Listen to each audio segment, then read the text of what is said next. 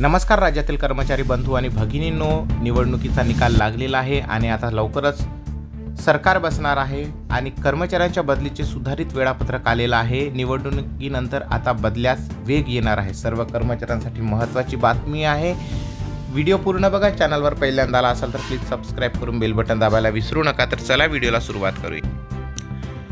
राज्यातील जिल्हा परिषद अंतर्गत येणाऱ्या शिक्षकांच्या जिल्हा अंतर्गत बदल्यांचे वेळापत्रक बाबत राज्य शासनाच्या ग्रामविकास विभागामार्फत राज्यातील सर्व मुख्य कार्यकारी अधिकारी जिल्हा परिषद सर्व यांच्याप्रती महत्त्वपूर्ण परिपत्रक सादर करण्यात आलेले आहे। सदरच्या सुधारित वेळापत्रकानुसार आवश्यक शिक्षकांच्या याद्या प्रसिद्ध करणे व त्या अनुषंगाने प्राप्त आक्षेप यावर निर्णय घेण्यासाठी 1 जानेवारी ते 28 फेब्रुवारीपर्यंत कालावधी नमूद आहे। तसेच समानीकरण अंतर्गत रिक्त पदे तसेच बदलीसाठी उपलब्ध करण्यात आलेल्या रिक्त पदे याबाबतची माहिती जिल्हा परिषदेने निश्चित करण्याचा कालावधी 1 मार्च ते 31 मार्च असा असणार आहे।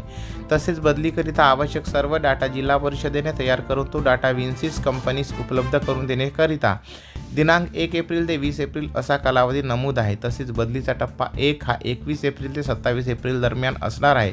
तसेच बदलीचा टप्पा क्रमांक 2 हा 28 एप्रिल ते 3 मे दरम्यान निश्चित करण्यात आलेला आहे। तसेच टप्पा क्रमांक 3 हा दिनांक 4 मे ते 9 मे दरम्यान असणार आहे आणि त्याशिवाय टप्पा 4 हा 10 मे ते 15 मे रोजी ठरवण्यात आलेला आहे। याशिवाय अवघड क्षेत्रातील रिक्त जागे भरण्याबाबत 28 मे ते 31 मे दरम्यान वेळापत्रक निश्चित करण्यात आलेलं आहे। याबाबतचं सविस्तर शासन परिपत्रक डाउनलोड करण्याकरिता डिस्क्रिप्शन बॉक्समध्ये दिलेल्या लिंकला क्लिक करा। काही शंका असल्यास बदली संदर्भातील कमेंट्स करून नक्की लिहा।